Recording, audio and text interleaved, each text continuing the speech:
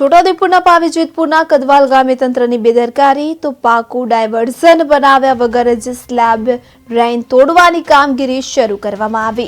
વાહન ચાલકોને ધૂળની ડમરીઓનો સામનો કરવો પડી રહ્યો છે, ત્યારે ડાયવર્ઝન સાંકડું હોવાથી ભારે વાહનો પસાર કરવા મુશ્કેલ બન્યું છે।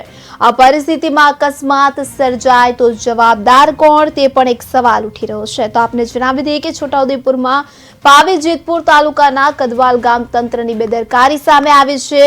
પંચમહાલ અને છોટાઉદેપુર જિલ્લાને જોડતા મુખ્ય રોડ પર કદવાલ ગામ નજીક પાકું ડાયવર્ઝન બનાવ્યા વગર સ્લેબ ડ્રેઇન તોડવાની કામગીરી શરૂ કરતા વાહન ચાલકોને ભારે મુશ્કેલીનો સામનો કરવો પડી રહ્યો છે। રોડ બનાવતા કોન્ટ્રાક્ટર દ્વારા પાકું ડાયવર્ઝન બનાવ્યા વગર સ્લેબ ડ્રેઇન તોડવાનું શરૂ કરતા વાહન ચાલકોને ધૂળની ડમરીઓનો સામનો કરવો પડી રહ્યો છે, જેથી અકસ્માત થવાનો ભય ઉભો થયો છે। ઉપરાંત કામચલાઉ ડાયવર્ઝન સાંકડું અને ખાડાવાળું હોવાથી એસટી બસ તથા ભારે વાહનો પસાર થઈ શકે તેમ નથી। આ પરિસ્થિતિમાં અકસ્માત સર્જાય તો જવાબદાર કોણ, તે સવાલ લોકમુખે ચર્ચાઈ રહ્યો છે।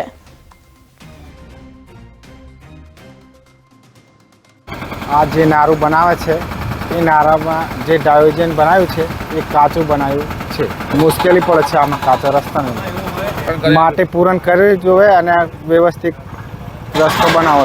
કાચું માટીનું પૂરણ કરી અને ડાયવર્ઝન બનાવ્યા છે, પરંતુ ડાયવર્ઝન પાકે પાયે હોવાથી બસ બધું અંદર આવે એવી અમારી માંગણી છે અને અમને ત્યાં ચોકડી ઉપર ઉતરવું પડે છે અને બારોબાર ત્યાં ચોકડી પરથી બસ છે, સરકારી બસ છે, ગમે તે મોટા વાહનની અવર જવર માટે બહુ તકલીફ પડે છે। એમ અકસ્માતનો ભય રહે।